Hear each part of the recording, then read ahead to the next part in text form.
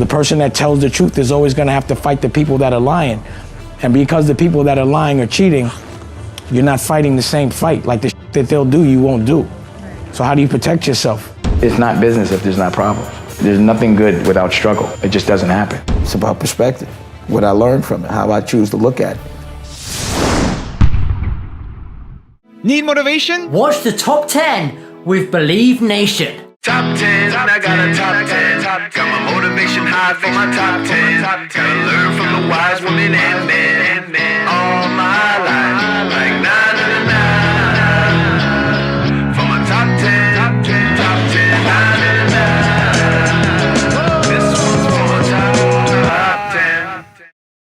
Hey, it's Evan Carmichael, and I make these videos because chances are you are the most ambitious person in your circle, but you know you're capable of more. And you get that push by surrounding yourself with the best. So today, let's learn from one of the best, Damon Dash, and my take on his top 10 rules to success.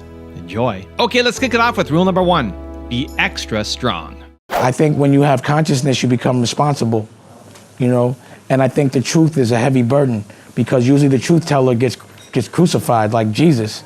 You know, the person that tells the truth is always gonna have to fight the people that are lying.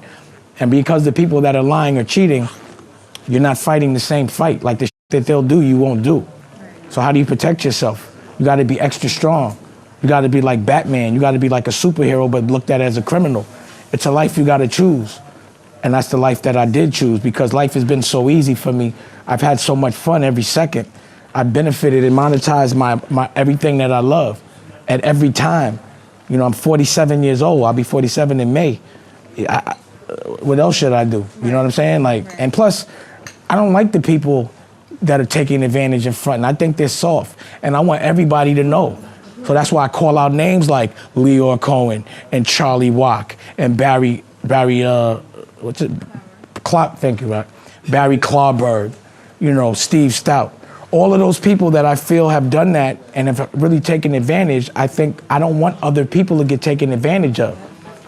So that's like, if you see a child molester in the neighborhood, it's your responsibility to say, yo, don't have your kids around them. And I love my culture like they're my children. They're not my children. I'm not being that cocky, but we all family. So I'm gonna look out for my cousins and my family at all times. Rule number 2, appreciate opportunities. If you had to sum up your message about life, what would you say? I mean, you know, my name's Dame Dash, right? And with the dash in between the beginning of when you born, you die, that dash, that's the life, that's your life. So I think we're here to live, we're here to learn. You know, we're not here to be perfect, we're supposed to embrace all our imperfections. And I think if we find and can imagine the bright side in anything, that will become a reality. But you can't think anything's gonna be given to you other than opportunity. And the only way to show appreciation for opportunity is to react. Not to say thank you, but to actually do something. And not everyone gets opportunities. So I think appreciating those opportunities is really important because the next time those opportunities will not be presented. And I think every single day for everybody, there's a lesson, there's a test. And if you don't pass the test, you do not move forward. You stay in the same place. And then that test becomes a little harder. And if you don't pass it again, you actually go backwards. And then instead of the test being in front of you, where you could look at the test, it's in back of you, and it's smacking the shit out of you in the back of your head, and it hurts, and it's embarrassing. So I always advise people to look out for those tests, not the ones when people are looking, just when no one's looking. Rule number 3, don't be a culture vulture. Define the culture vulture thing. It's someone that exploits a culture and benefits from a culture that it doesn't help. You know, period. That it just hurts and it just sucks out everything from it, but it could give a fuck about it. That's a culture vulture, you know? And it happens more times than not. I mean, it's all over the place. Well, creative people usually aren't so worried. Well, creative people usually aren't so worried about monetization. You know, they want to pay their bills, but non-creative people are solely making money off of a creative. And they don't get the creative people. And it means they kind of have to rob them. Rule number 4, think like a plug. I first got record deals, and I didn't like the experience of it. You know, they were telling me it didn't work out. and I had Jay-Z, and I was shopping Jay-Z. And every single person in the music business, I took him to every single label, and they told me he was too old, too corny, nothing, just damn near laughed me out. Every one of them could not see where he was, so we had to do it ourselves. Sure. So off top, we kind of, because when you're the plug in the street, you think like the plug everywhere. Yes. So I'm thinking, who's the boss here? Who do I need to talk to? There is no boss in corporate because no one really owns it. It's public. So I was like, I got to do this on my own. So we did it on our own. So knowing that we had the best rapper on the planet, knowing that these were the lanes that were making the decisions, that business model never worked for us. So we decided to make our own business model and do it on our own, where we never had to compromise any integrity or compromise of equity. Also, if you want to have more self-belief and more self-confidence, I've created a special free program where every day for the next 254 days, I will send you an unlisted video to help you boost your self-belief and self-confidence. The link to join for free is in the description below. And the one thing you have to really never do is compare yourself to other people. Absolutely. That's the one thing you can't do is judge your success Absolutely. to someone else's. I never wanted to be a part of a crowd. I always wanted to be an individual. I hated when everybody looked the same. So it was like, it was corny to me to like something because somebody else liked it. So I was like that guy that was like, if you like it, I'm not gonna like it. Rule number 5, learn from failures. I would love to know what your outlook is when you, in your past, have had a setback. How do you I've never approach had a setback but death. Okay. That's the only setback is health and death and jail. Other than that, those are just life tests. So like, what's a setback? Like if a friend comes to you and they feel like they failed at something, what would you tell them to change that perspective of the word failure? Turn a loss into a learning experience. Do it again until you get it right, period.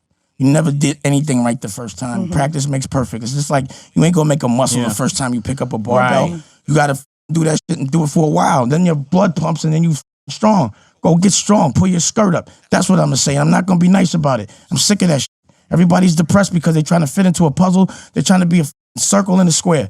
And you're told what to do and you're told what to eat and you're told what's good and bad and what the perspective of success is. Success is love. Success is your family. Success is how much you laugh. I don't care how much money you got in the bank. If you got a crooked smile, if your people around you don't want to be around, your breath stinks and all that other shit, you're broke. Period. Right. You're broke. If you have nothing to fight for, you're broke. If you have nothing to love, you broke. Period. Rule number 6, honor your agreements. What are some key elements of your honor code that, one, are just absolutely central to it, and that, two, if you could pass to the culture in an instant, what would you pass? I mean, if you have an agreement with somebody, if me and you have an agreement, I don't care what the rest of the world looks at as bad or good, we have to honor our agreement, period. So honor means that when you agree and you guys have, as men or a professional, an adult, your word got to mean more than anything. You know, if you say you're going to do something, you got to do it. And that's what the street kind of was. You know, it was like, even though the rest of the world doesn't believe in certain things that were going on, there was this code, you know, no snitching, you know, no messing with your homies' girls, no serving anyone pregnant, you know, just things that were laws that were unwritten, you know. But there was honor. Honor means more than anything, bro, and it protects you no matter what. And I could just say that based on my experience. There ain't no street shit. That's just some real shit. The street might have, like, I'm a guy that maybe I need to see some up shit to learn honor. And maybe that's the reason why I was put in that situation, because once I learned honor, I'd be able to affect the rest of the world. Like, you never know why things happen. But that's about perspective, right? Rule number 7, love what you do. What do you do, like, just to relax? I mean, you're always running. What do you do to, like, just, other than the kids, just, is there something, you meditate? I smoke weed. I lay by the pool a lot. Good. Like, you know, this is cool. Like, I wasn't here all day. You know what I'm saying? I came in when I felt like it. I went and got my daughter, came back, went back. You know, I was Just living life. Just living life, but I'm doing it on my terms. Right. You know, I'm doing it like I'm productive, but I'm not tired because when you doing what you love, like everything I'm doing, I would do for free. Like, I'm lucky enough that I can monetize what people do for recreation. You know what I'm saying? So how could I ever complain and be tired? I'm having way too much fun to be tired. Rule number 8, embrace the pain. Have you ever watched a James Bond movie where it doesn't look like he's losing at some point and then he wins? Or Batman or Iron Man or any superhero? There has to be some diversity for you to, overcome to win. You can't be a champ unless you, are in a place where you look like you're gonna lose and then you win. The pain that's gonna come with being independent, you have to embrace it because it's gonna happen. And also know that the more successful you get, the more problems you're gonna have, the more knots you're gonna have to untie. Being a boss does not mean smooth sailing. It means having the ability to care about other people before yourself and to untie problems, untie knots. That's all it is. It's not business if there's not problems. There's nothing good without struggle. It just doesn't happen. In all my experiences, there hasn't been one thing that's been successful without me feeling some pain before it was successful. So now when there is pain, I embrace it. I've been embracing it. I'm a G about it because I know that must mean that if I'm cool, that, what awaits me is like the darkest before the dawn. I don't want to sound corny, but that's really that's what has to happen. Rule number 9, put things in perspective. On one hand, yeah, my mom's died. It broke my heart. But on the other hand, it made me great. It's about perspective, what I learned from it, how I choose to look at it. Like sometimes I'll talk to somebody and, they'll be abusive and shit, or they'll be drinking and I'll be like, why the f you do all that drinking? Why are you so abusive? Oh, my dad was drinking. He was abusive. That's all I know. And then you ask somebody else and they're like a straight square. They don't drink and they're not abusive. And you be like, yo, how come you don't drink? How come you're not abusive? Yo, I saw my dad. It's just about perspective. And then that's how I look at things with my pops. I was like, I know I'm a good dad because everything he did I didn't like. I ain't doing to my kid.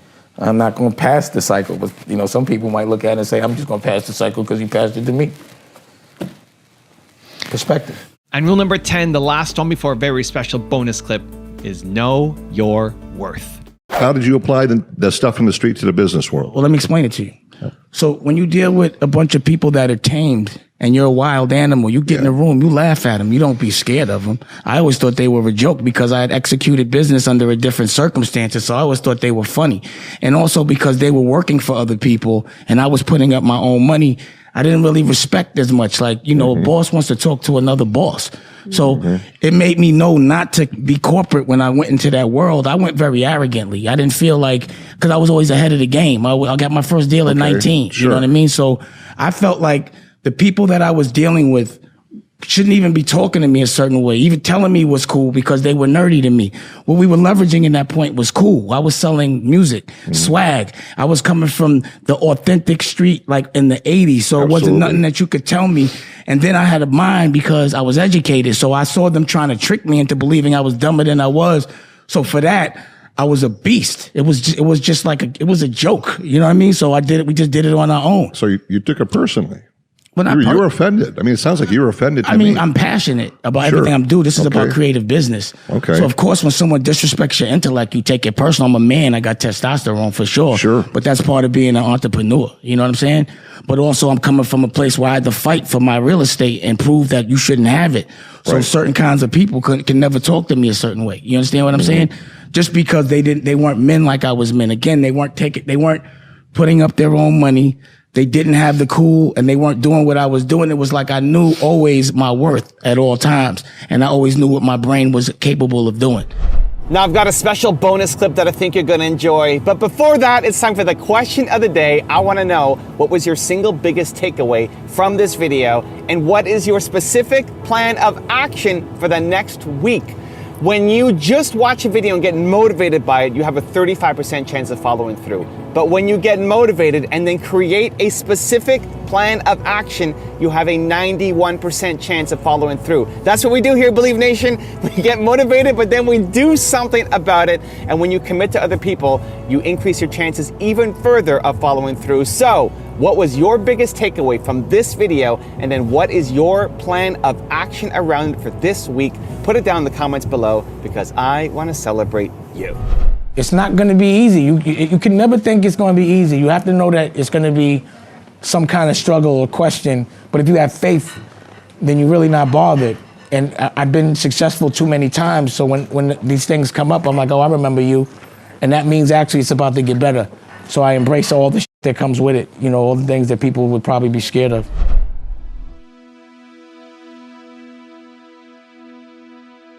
If you want another awesome video in our Black Excellence series, check out the video right there next to me. I think you'll enjoy it. Continue to believe, and I'll see you there.